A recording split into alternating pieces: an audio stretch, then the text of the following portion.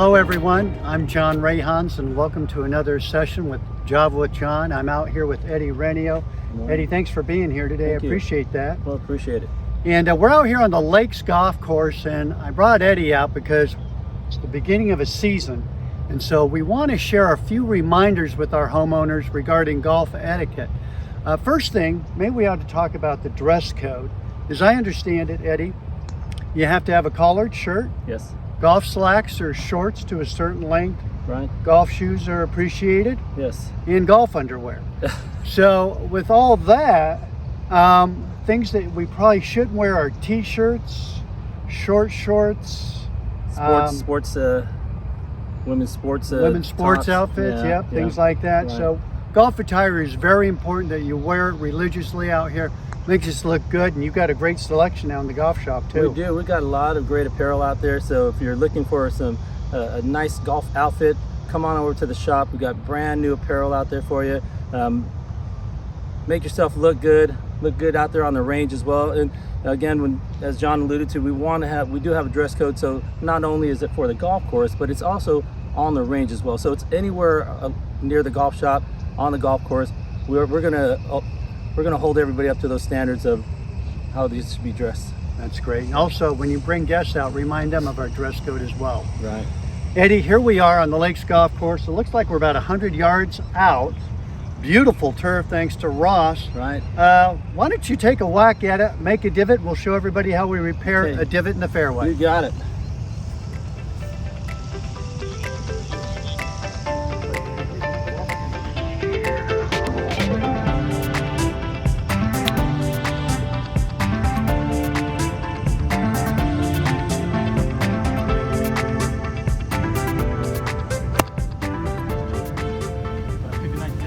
Good divot.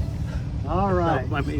So with that, you took a pretty good beaver pelt here. I did. And we don't like leaving these like that. That's a no-no. We don't. Part of what we need to do here is, again, John had mentioned the course is in great shape. Our maintenance crew did a wonderful job. They worked countless hours to get this course prepared for our season. And not only are they supposed to help keep this course looking good, but our members and our guests need to play their part as well. And so to help keep this course looking this way for the whole season, we all got to help our superintendents. And also, it's also nice to play on we always say, leave the course better than when you started.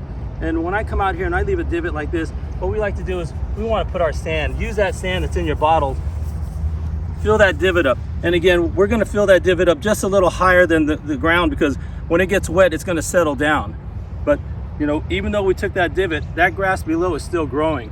And it'll take maybe a couple weeks for it to grow back. But the thing about it, it's the etiquette of having these divots filled up. So if someone else hits a shot and it lands on this filled in divot, you actually have a chance to hit a second shot.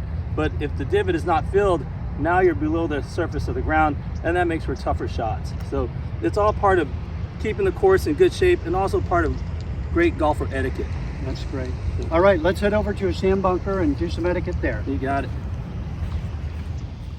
All right, Eddie, we're still on number 9 in the Lakes Golf Course, and oh my gosh, I'm in the bunker. Yep.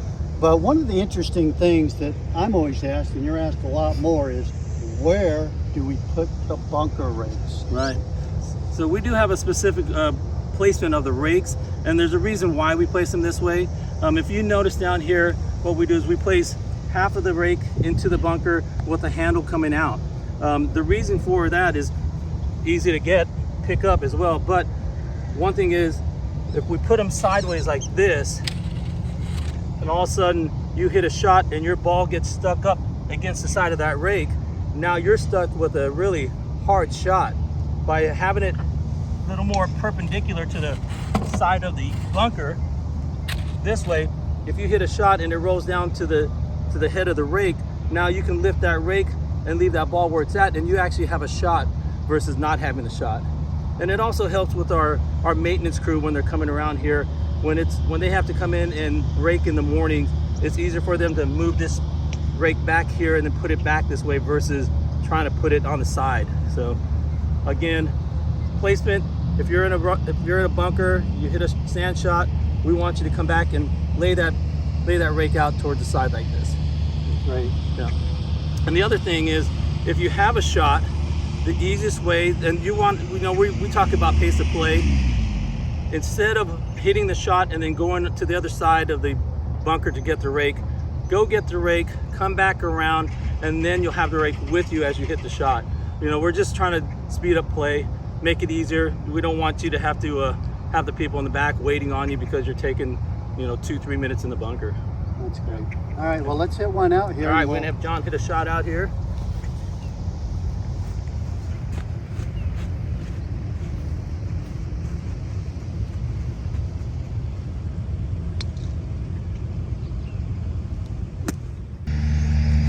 All right, and when you're in the bunker and you're raking, we want to rake, because the last thing you want to do is yourself, if you hit a ball into the bunker and you end up in somebody's footprint, it's so much harder to hit a shot out of an indention in the sand than it is when the sand is perfectly raked. So play your part, rake the bunker every time you go, no matter what. We want to rake it. I'm going back to that earlier message that I said, leave the course in better shape than when you arrived. And when you leave that bunker, make sure you rake it at all times. Again, we want to make sure that this course is playable for everybody, and so you want to share in helping keep this course in shape. Play your part in raking your bunkers after you hit a shot. And now we're on the green, and Eddie, this is your pet peeve. I know this. Absolutely. As golfers hit those high approach shots and they make the indentations on the green and then not repairing them. And I think one of the habits that people have is they don't know exactly how to repair them. So if you could show us first the incorrect way to repair a ball mark, and then the correct way, that would be great. Absolutely.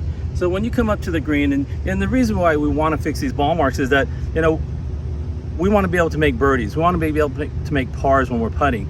And when we have all these imperfections on the green, these indentations that are created by balls that are coming in from such a high angle, it makes it a little bit harder for us to make a shot if we're trying to roll a putt and it hits these indentations. So in order to have a better rolling surface, and this is for everybody, we want to be able to repair this ball mark. So as I came back down here, I see this ball mark by my ball. I'm going to mark my ball, and what we want to do now, this is the incorrect way, because a lot of people they see that the indentation is down underneath the surface, and what they want to do is do this, right? They want to pull it up, but we don't want to pull the turf up, because what you're doing is underneath are the roots, and when you pull up, you're pulling the roots out. And so now instead of repairing the green, you're killing the green. So we don't want you to do it that way. What we want you to do is, when you go into an indentation, you're going to take your divot repair tool, and you're going to push inward. You're going to push it inward. And as I'm pushing it inward, see how the grass is actually rising? And then once it's up like that, then we take our putter and we tap it down. And now look how nice, it looks like you never even saw a ball mark there, right? And now it's nice and smooth. It helps not only you make better putts, but also it helps the people behind you and the rest of the people who are playing the golf course have a chance at making a putt on the green. So it's so important that we understand how to fix the ball mark, but more importantly that we do fix our ball marks, because again, as our superintendent said, if we have a ball mark, it maybe you have basically about an hour to fix it. If outside of that time, then the roots start dying. So the faster we can get to our ball marks, fix them, the better this green will recover, the faster it'll recover. So. Eddie, thanks so much for being here today. I appreciate You're all welcome, your John. expertise here.